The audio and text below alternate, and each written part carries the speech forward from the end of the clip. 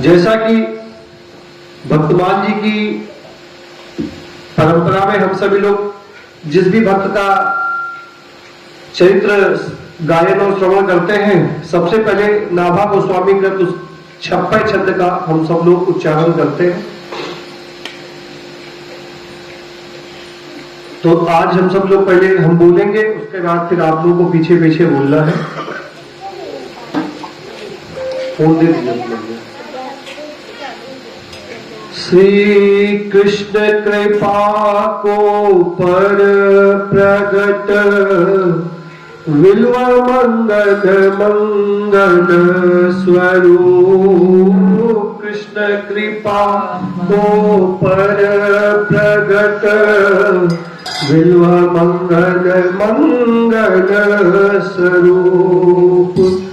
करुणामृत सुकवित युक्ति अनुच्छेष्ट उचारी। रस करुणामृत सुकवित युक्ति अनुच्छेष्ट उचारी। रसिक जगन जीवन हृदय जय हारावली धारी। रसिक जगन जीवन हृदय जय हारावली धारी। हरि पकड़ायो हाथ बहुरी तब लियो छुटाई। हरि पकड़ायो हाथ बहुरी तब लियो छुटाई। कहा भयो कर छूटे बंदो जो हियते जाई। भयो कर छूटे बंदो हियते जाई। चिंता मणि सन पाई के ब्रजवधु केली बरनी अनु। चिंता मणि सन पाई के ब्रजवधु केली बरनी अनु।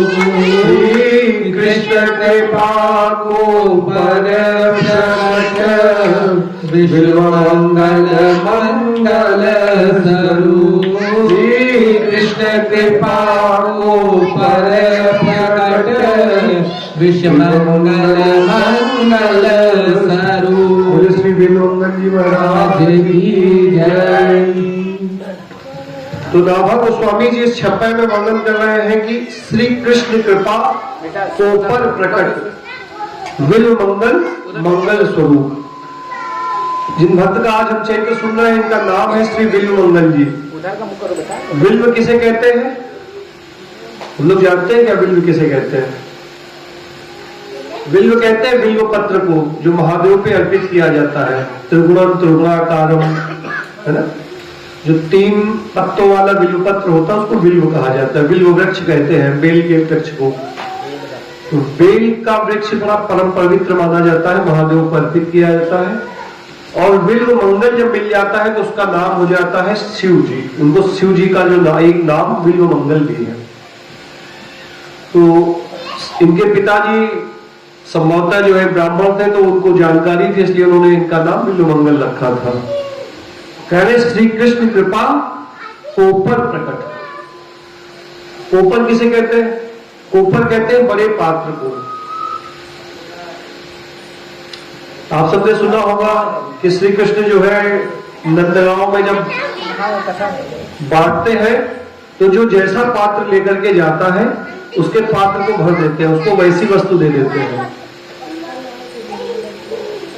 एक बार राधा रानी वहां पहुंच गई, उन्होंने कृष्ण को देखा कि कृष्ण जो है अपने नंद महल की जोड़ी पे खड़े हैं और लोग अपने अपने बर्तन लेकर के आ रहे हैं, जिसका जैसा पात्र उसको वैसी वस्तु उसमें भर करके भगवान श्री कृष्ण दे रहे हैं। राधा रानी ने कहा कि जिसके पास पात्र होगा आप उसी को देंगे क्या? बोले हाँ भाई, पात्र तो लाना पड़ेगा। बोले तो किशोरी जी जो परम दयालु है, ठाकुर जी से भी अनंत अनंत करुणामयी किशोरी जी राधा रानी है। वो बोली देखिए, पात्र और कुपात्र का अगर आपने भेद किया, पात्र देख करके अगर दान दिया, तो आप कैसे पतित पावन, कैसे करुणा निधान, कैसे भक्त वत्सल।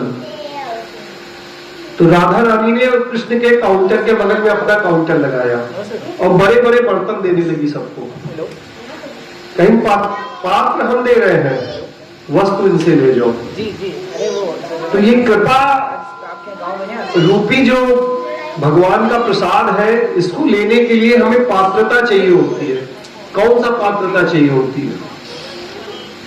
कहते हैं कि जो है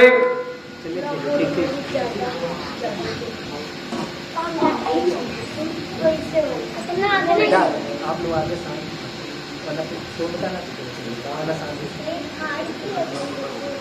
गोस्वामी तुलसीदास जी लिख रहे हैं, मन क्रम वचन छारी चतुराई, मन क्रम वचन छारी चतुराई, भजत कृपा करी है रघुराई। भजन तो सब कर लेते हैं, हो सकता है हम लोग यहाँ बैठे हैं, इसमें से बहुत सारे लोग जप कर रहे हो, जप करते हो, एकादशी का व्रत करते हो, कीर्तन करते हो, कथा श्रवण करते हो, दान करते हो, ये सब वस्तुएं भजन का एक अंग है।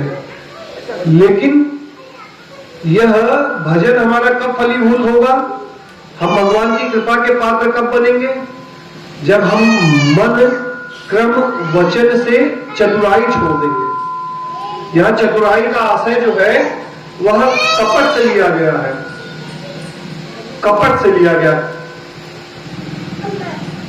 कपट पूर्वक जो है किसी का धन छीन लेना, किसी का अहित कर देना, किसी का बुरा सोचना, बुरा करना, ये सारी वस्तुएं जिसके हृदय में है वो चाहे जितना भजन करे वो भगवान की कृपा का पात्र नहीं बन सकता, वो भगवान की कृपा को प्राप्त नहीं कर सकता। भगवान की कृपा को प्राप्त करने के लिए क्या करना पड़ेगा? मन क्रम वचन छारी चतुराई, यह सारे छल कपट त्याग करना पड़ेगा। भगवान कहते हैं ना,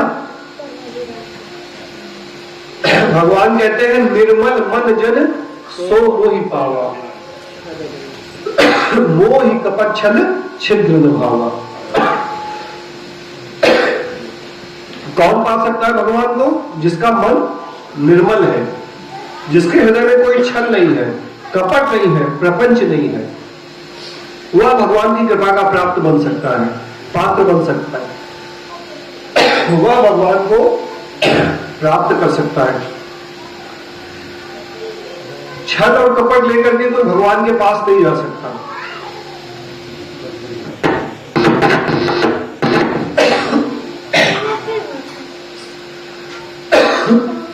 श्री राधे।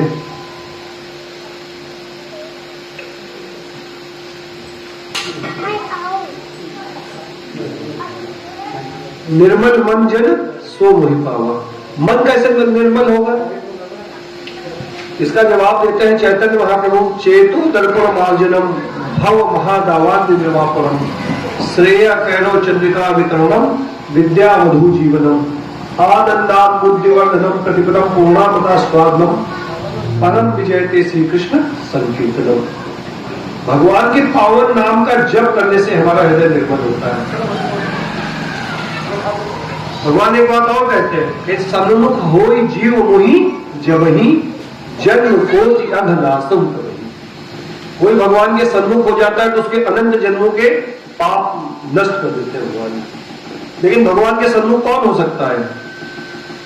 वही पहले वाली चौपाई, निर्मल मन जन सो मोहि पावा।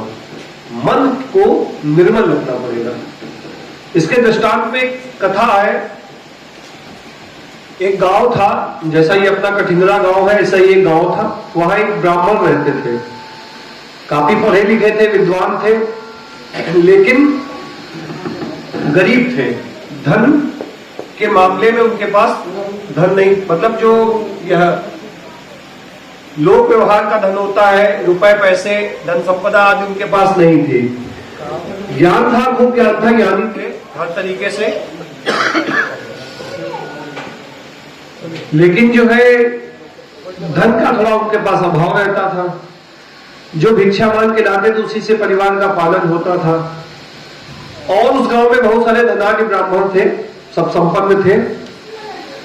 एक बार इनसे किसी ने कहा कि अपने जो नगर का राजा है वह बड़ा दानी है बड़ा उदार है, बड़ा ब्राह्मणों में, संतों में, वैष्णवों में निष्ठा रखने वाला है।